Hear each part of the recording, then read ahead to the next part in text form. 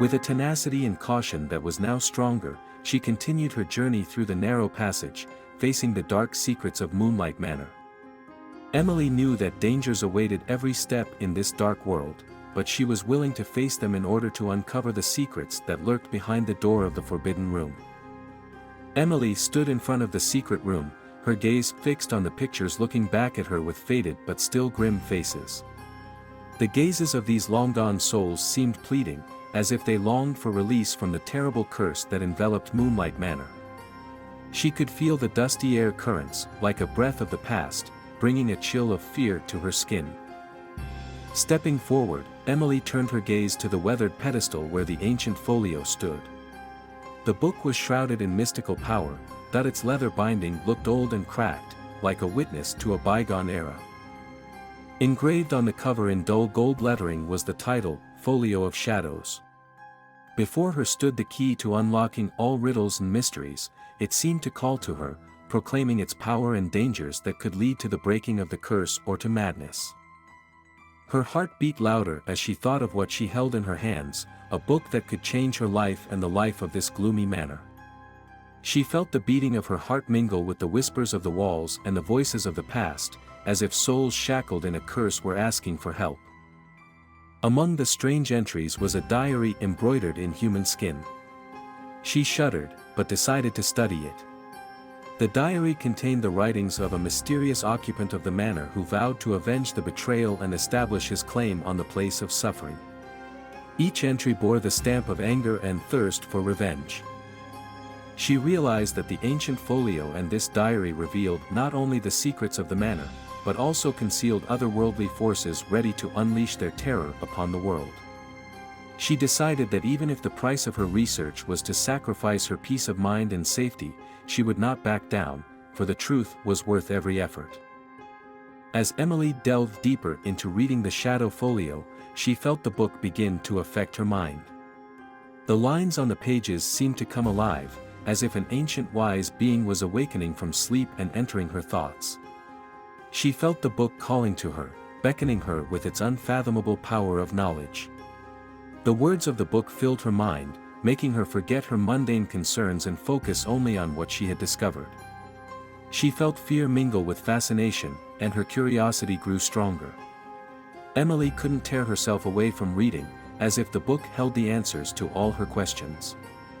It was as if she had plunged into a stream of the past as she saw the terrible rituals and secret rites that were woven into the history of the estate. The voices of the long-gone inhabitants of the manor, captured by the curse, seemed to burst into her mind, whispering the secrets of the past and calling for answers. The Folio of Shadows opened its pages to Emily, as if opening a door to the netherworld. Its words were old and mysterious, and every page of the book seemed written long ago by an enchanted hand. She felt that the book had a mind of its own and could provide answers to her deepest questions. The book spoke to Emily, its words sinister and enslaving. Each line seemed filled with dark secrets that awakened fears and secret resentments in her mind. The book began to recognize details of her past life, embedding itself in the deepest parts of her mind, as if forcing her to relive her worst moments. Do you remember your actions, Emily? Do you remember bullying those weaker than you? You think you are brave and righteous, but your past hides sins and darkness. You do not deserve the truth, and my might will expose your false aspirations, the book's terrible monologue sounded. Emily felt her childhood suddenly come alive before her eyes. The book brought back memories of the times when, as a child, she had done things that now seemed gruesome and inhumane. She saw herself as an infant sleeping peacefully in a crib, but her irritated gaze, when she was already a teenager, froze at the image of her infant face. You could have helped your loved ones, but you chose to forget their suffering. You say you seek the truth, but the truth about your true face is scarier than you realize. The voice of the book seemed to grow louder, instilling shame and despair in Emily. Every act she had done in the past seemed atrocious to her. She saw herself teasing less successful classmates, she saw her rash words that wounded others. She saw the moment when she even turned her back on those in need of help, fear tugging at her hard heart. You thirst for the truth, but do you know that the truth, your true identity, is deeper than you can imagine? My power will show you that you are really nothing and no one. The book's voice rose like a spell, revealing the dark depths of her soul. Emily felt the book take over her mind, picking apart her every weakness and every sin. She was a prisoner of her own past, and the book seemed to be her dark judge, ready to reveal all her secrets and accuse her of what she was so terribly afraid to see in herself. Emily's eyes glittered with persistence. She realized that the curse of the manor and her own past were connected. She realized that only by unraveling the mysteries of this book would she be able to free herself and those who were trapped in the grim reality. Enough. I will not let the past determine my fate. I want to solve this mystery to free my soul and the souls of those who suffer. Emily's voice sounded determined and insistent, as if she were fighting the very magic of this mystical book. The flickering light of the candle faded away, as if fading before the darkness that enveloped the room. Emily felt fear constrict her breath.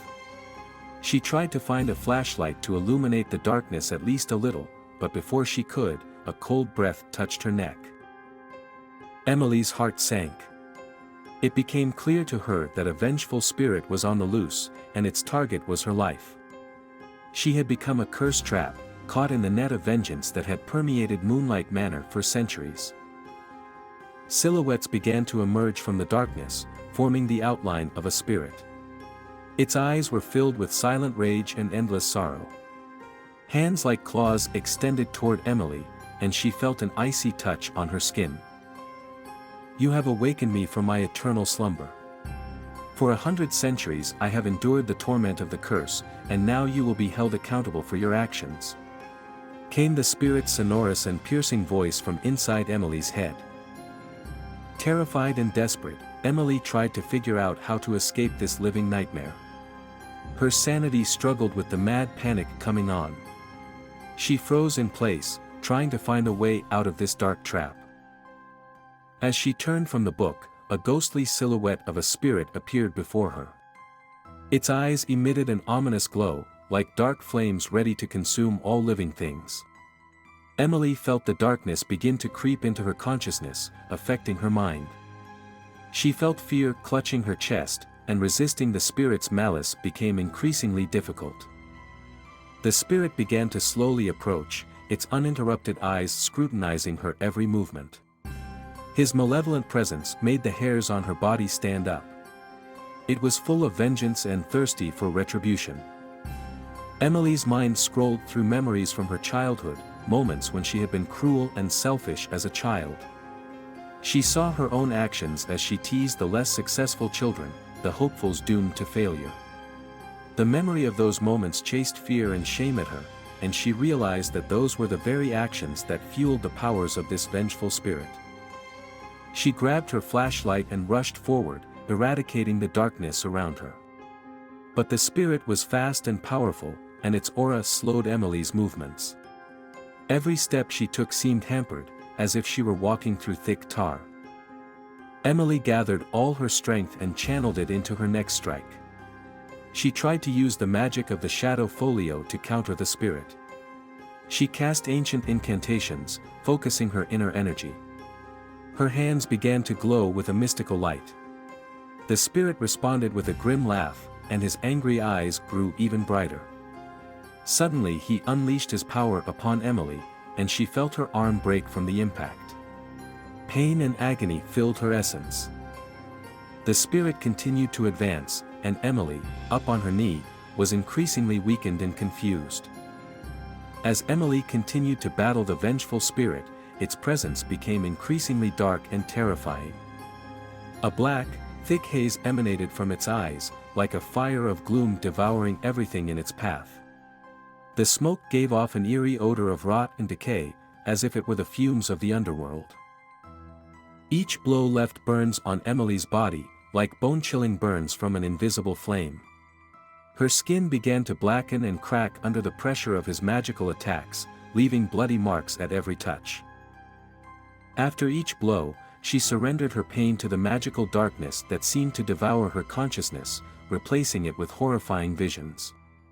Her thoughts were saturated with bloody images of death and torment. She saw the mutilated bodies and faces of those who had comprehended the horrors of this manor. Her broken nose and broken arm were nothing before the torment the spirit inflicted. It was as if it was pulling her darkest, most brutal self out of her, exposing her cruel deeds and the anger that once lurked in the depths of her soul. A battle for sanity was brewing inside Emily, and she felt invisible hands trying to grab her thoughts and take her into the abyss of madness. She struggled against this dark entity, feeling her humanity being severely tested. And everything around her was imbued with a magical atmosphere that distorted reality. The walls of the room rippled and changed shape like a reanimated medley of blood and bone. Every step Emily took caused violent distortions in the surrounding space, and the books on the shelves came to life as if they were living creatures with sharp teeth and eyes full of fear. The darkness overwhelmed the flashlight's light, causing Emily to lose her bearings. Her eyes tried to make out the spirit, but it was like a ghostly specter, erratic and elusive. It moved through the darkness like death on the wings of night, always ready to strike. Through the dark, distorted atmosphere, Emily could barely hear the foreboding that began to build in the spirit's wake.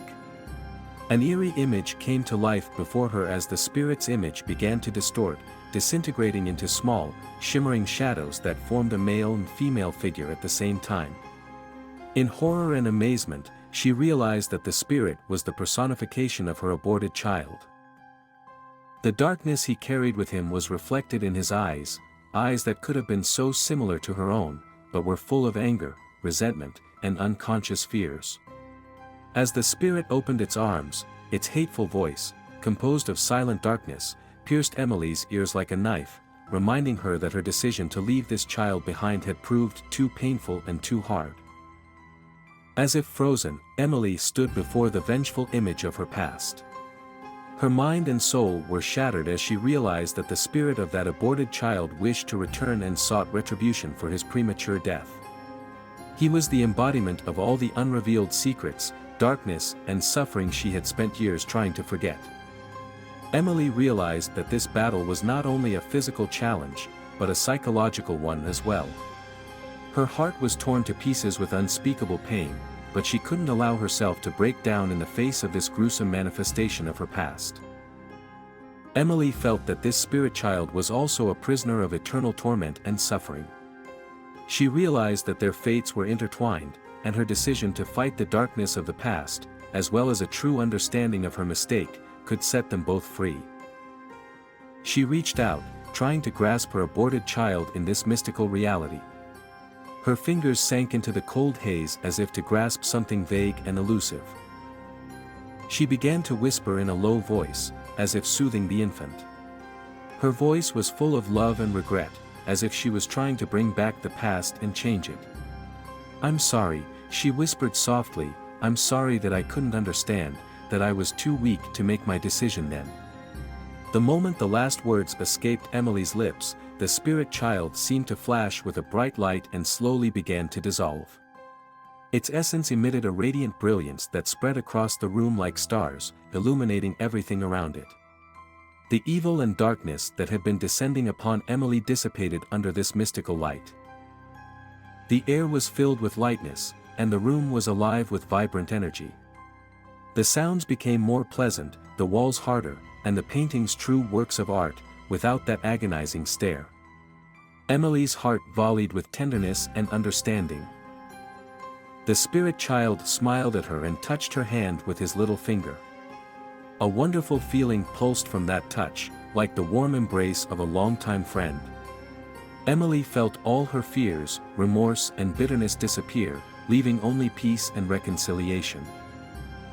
Then the spirit child slowly dissolved into thin air, as if returning to the light where it belonged. But its light stayed with Emily, filling her heart with new meanings. Now that the curse was broken, Moonlight Manor was free of dark forces. The walls stopped shaking, the sounds became more pleasant, and light streamed through the shutters, flooding the rooms with gentle rays. Emily remained standing in the same room, but felt everything had changed within her. Her mind was enlightened and her soul was filled with peace. She realized that one should not avoid one's past, but embrace it and learn from it.